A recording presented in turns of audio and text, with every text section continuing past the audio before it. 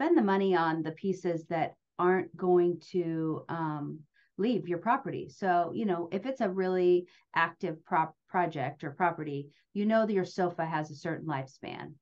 And, there's certain pieces in the house, you're going to be turning over. But art, lighting, some of those key pieces, we're typically not changing out a chandelier or beautiful sconces or really cool art. So spend your money there because that's kind of a one-time investment.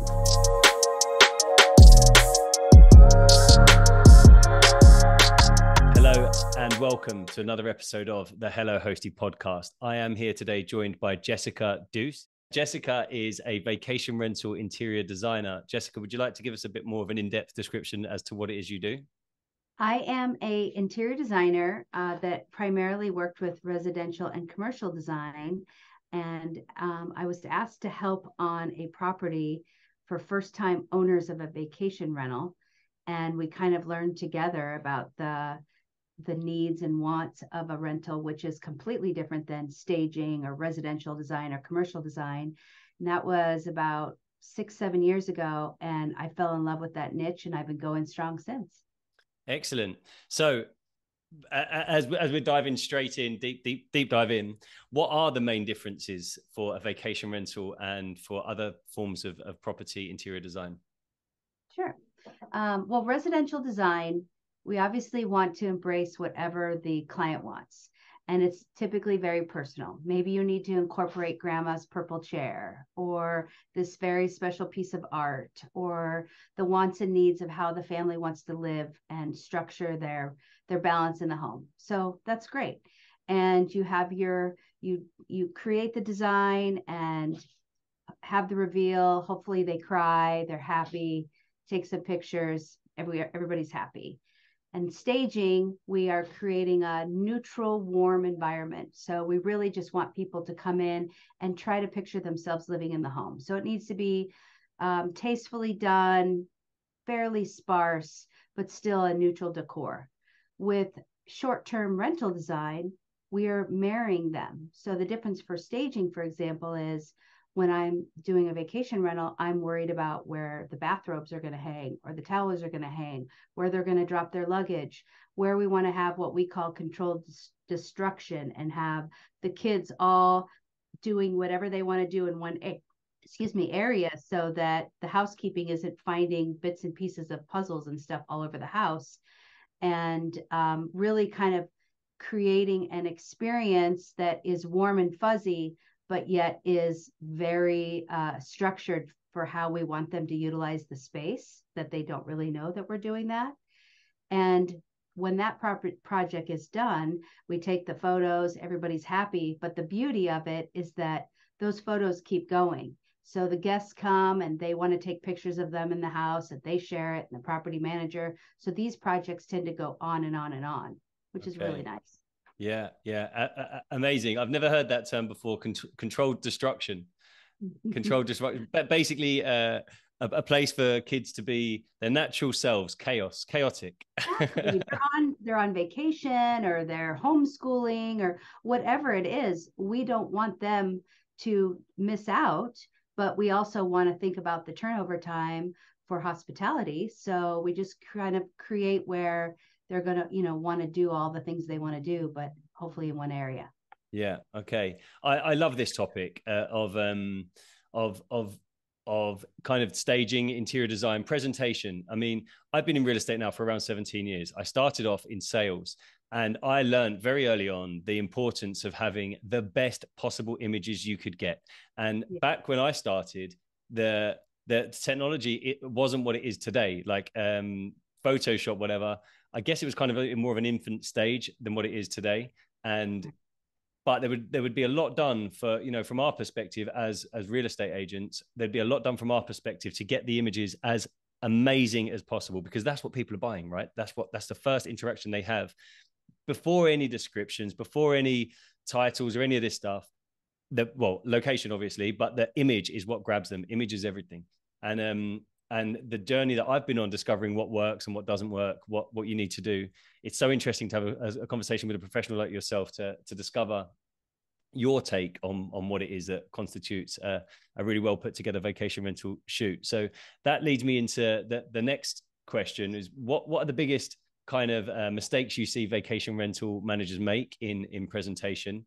What are the biggest mistakes that can be avoided?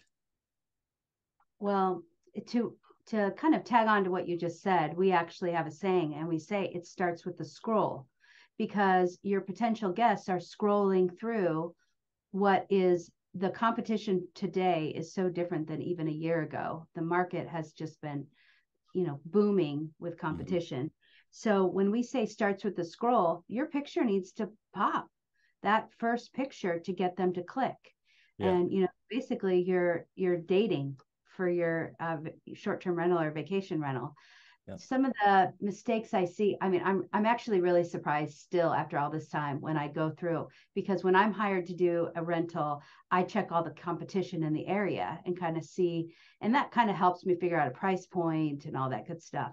And I've seen pictures with unmade beds, drinks on the counter, the dishwasher's open, the toilet seat's up. This is your business. Treat it as it is, especially with the level of competition that we're out now. And what I hear sometimes people say is, well, I'm renting, so why do I care? Well, are you getting the best value with your rent? Because if your price point's low and you're getting rent all the time, which is great, but you may not be getting the type of guests that you want that are really taking care of your property.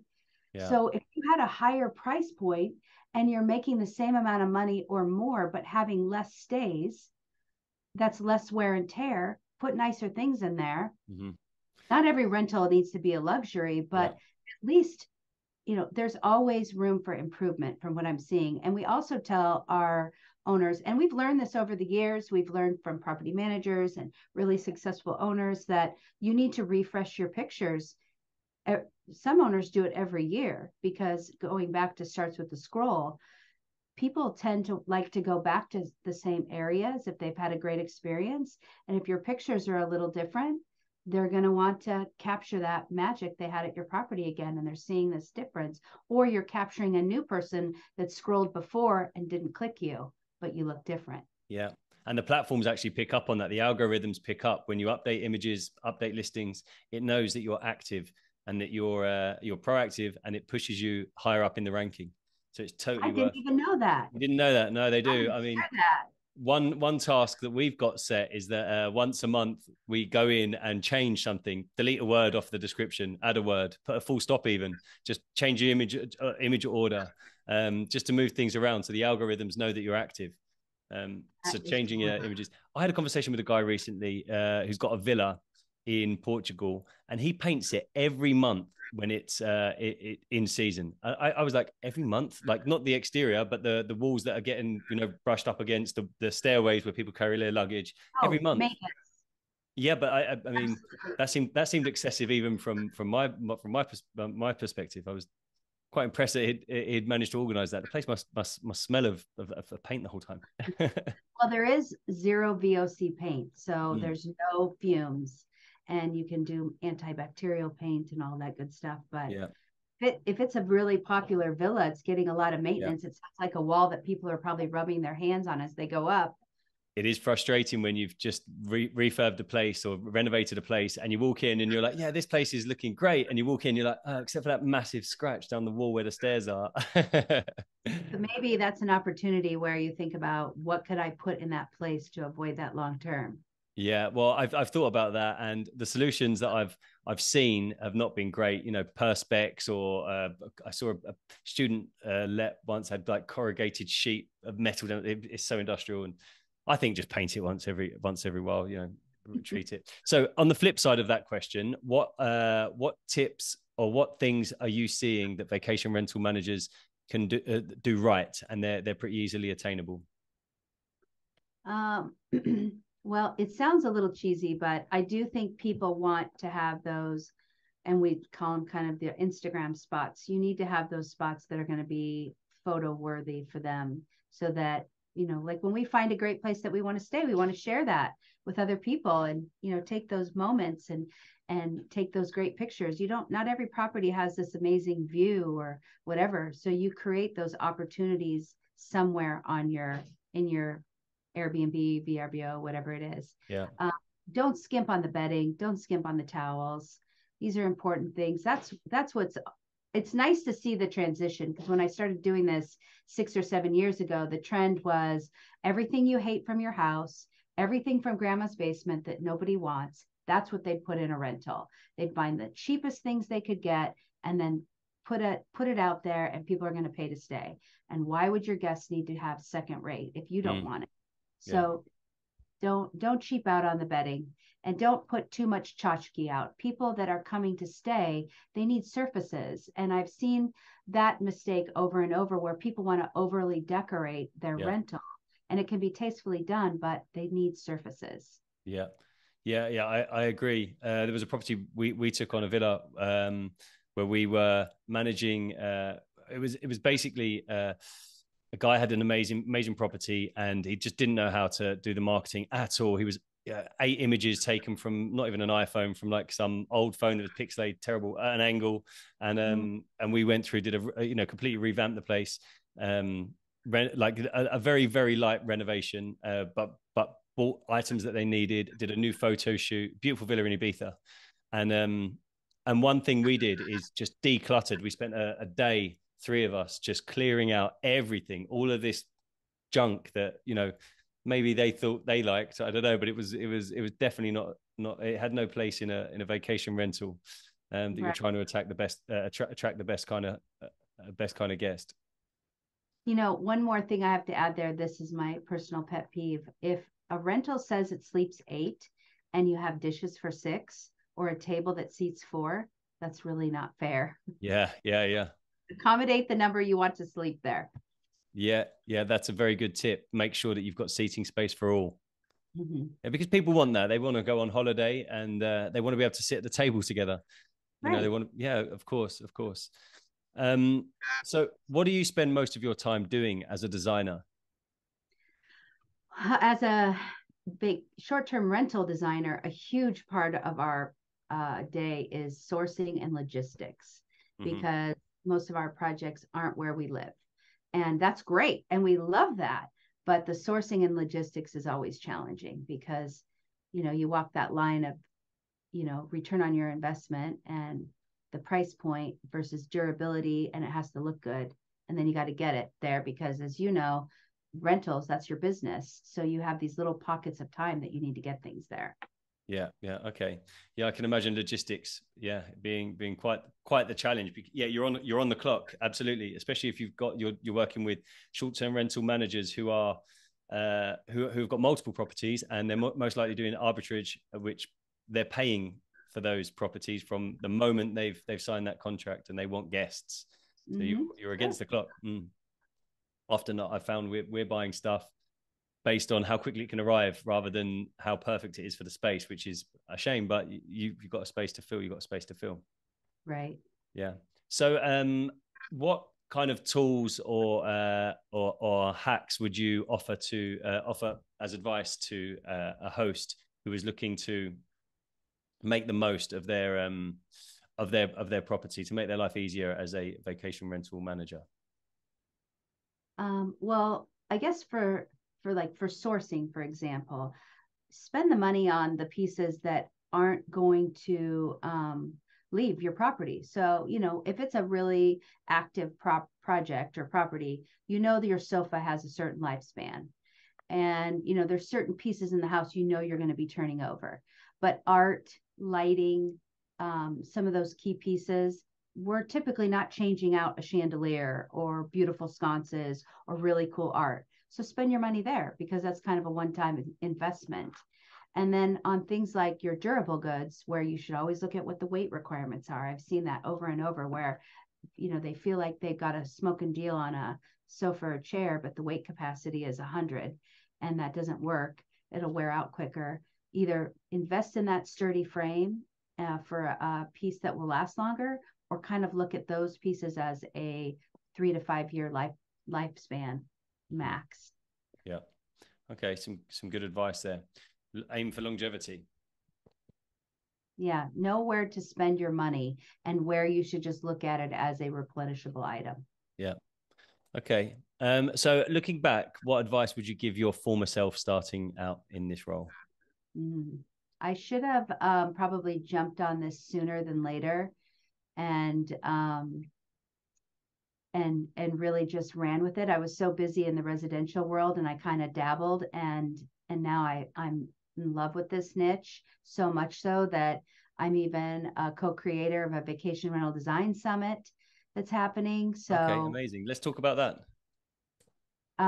we are very excited. We are launching the first vacation rental design summit in High Point, North Carolina, and it is April 20th and 21st. I'm a little embarrassed because I keep saying the wrong dates, so I want to tell you. I'm pretty sure that's, yep, 20th and 21st, High Point, North Carolina. You can register at, you can search for Vacation Rental Design Summit and you'll find it. And it is the first one of its kind, targeting designers, owners, property managers in the largest furnishing industry area in the United States. Awesome. And you have access to things that only designers typically have. And we're bringing speakers in from all over the country, and it's going to be amazing. Awesome. Awesome. Well, congrats on that, and best of luck. Thank you. On that, I'll need an update after the event. It's a bit far for me to come over there to check it out, but you'll have to fill me Good. in. We would love to have you. Yeah, I'd love to come, but it's a long way. It is a long way. So, what tools do you use in business that make your life easier as a business person? The soul of this podcast, let's say, is to help hosts improve their game. So, any tips that you have with regards to tools? You know, I had a meeting recently with a company called Gather, and I don't know if you're familiar with them, I'm but not. it's a software where they help you kind of keep track of each property and everything that's in the property, and all of the parts and pieces of each one of your rentals. They made it very simple to track. I use a different program called Mydoma, who also does that, but Gather is actually structured specifically for short-term rental industry. So Awesome. that's a great tool. And I'm sharing that because I'm not partnered with Gather, but that was the first time I saw one structured directly for this. Excellent. So that gather would be for kind of like inventory. Mm-hmm. Yeah. Yes.